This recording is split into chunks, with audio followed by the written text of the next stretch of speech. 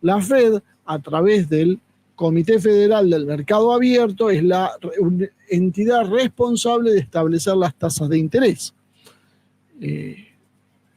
Fíjense que las tasas de interés que se van a pagar las fija el propio acreedor. A nosotros tal vez nos parezca escandaloso, pero es lo que pasa también en nuestro país.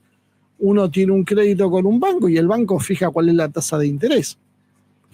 Entonces, o si la fija, depende de las temporadas y cómo esté organizado esto, la puede fijar solo el Banco Central, si le da mucha libertad, lo cual se supone que está bien, y si no, te la fija el Banco Central. Pero el Banco Central no tiene esa estructura que tiene la Fed, pero funciona con la misma lógica, son hombres del mercado financiero, es decir, el mismo mercado financiero que te dio la plata fija arbitrariamente cuánto le tenés que pagar de ganancia por ese dinero.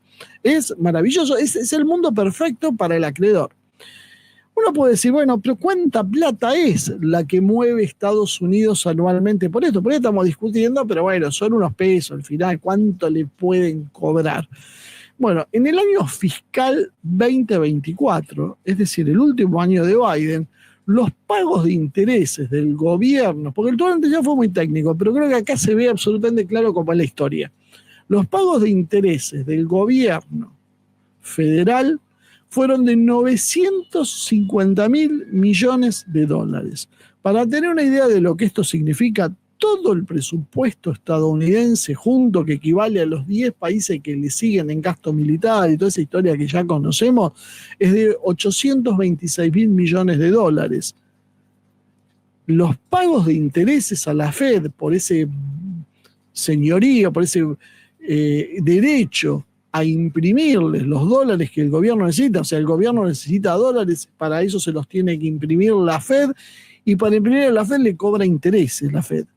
Eso significa 950.000 millones de dólares, 124.000 millones de dólares más que todo el presupuesto militar sumado. Eso es la cifra. Ustedes habrán visto innumerables ríos de tinta, océanos de tinta, hablando del gasto militar de Estados Unidos y lo que podían hacer los chicos pobres con eso, y los países y el desarrollo, y cuánto nos han dicho eso. ¿Cuántas veces escucharon decir esto de los intereses sobre Estados Unidos? Que es más dinero inclusive que todo el presupuesto militar junto. Nada. Bueno, ahí se nota quién tiene el poder, porque el que tiene el poder fija también cuál es la agenda de la que se va a hablar. Y a veces se habla mucho de Estados Unidos hace negocio con las armas. Sí hace negocio con las armas, pero no es el principal negocio. El que controla el dinero realmente no es el fabricante de armas. En realidad es el financista. Y el financista además es el dueño de las corporaciones que fabrican las armas, porque uno lee Raytheon, lee Lockheed Martin, pero no lee la letra chica de quién es el accionista. Cuando va el accionista y detrás del accionista y va mirando, se va encontrando con los mismos que son dueños de la Reserva Federal. El sistema es de ellos. Y si sacaron 800.000 millones de dólares por armas, sacaron 950.000 millones de dólares por intereses, por nada. Absolutamente por nada. $1 billón anuales paga los Estados Unidos simplemente por esta cuestión. Imagínense que en 35 años básicamente toda la deuda la generaron precisamente por el derecho a emitir.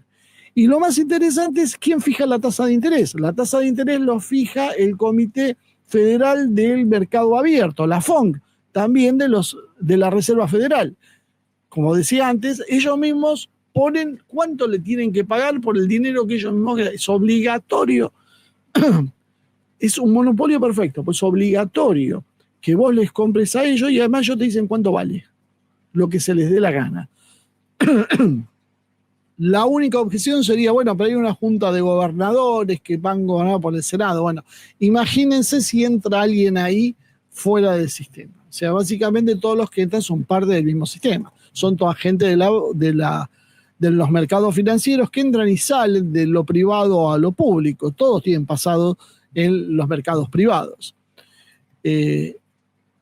La FONC, el Comité Federal del Mercado Abierto, es la que analiza los datos económicos y decide cómo se ajusta la tasa de interés.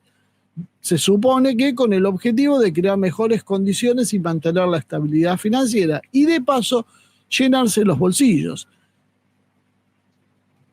Es también importante destacar que, aunque la Fed establezca las tasas de interés de referencia, los pagos de interés que realiza el gobierno federal se distribuyen entre diversos tenedores de deuda. Pueden ser inversores extranjeros, pueden ser instituciones financieras o gobiernos extranjeros, no exclusivamente la Fed.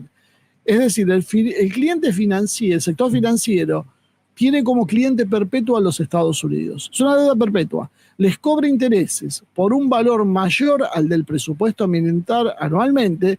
Ese dinero lo distribuyen entre inversores y la Fed, que curiosamente son los mismos actores, porque en definitiva son los mismos actores financieros.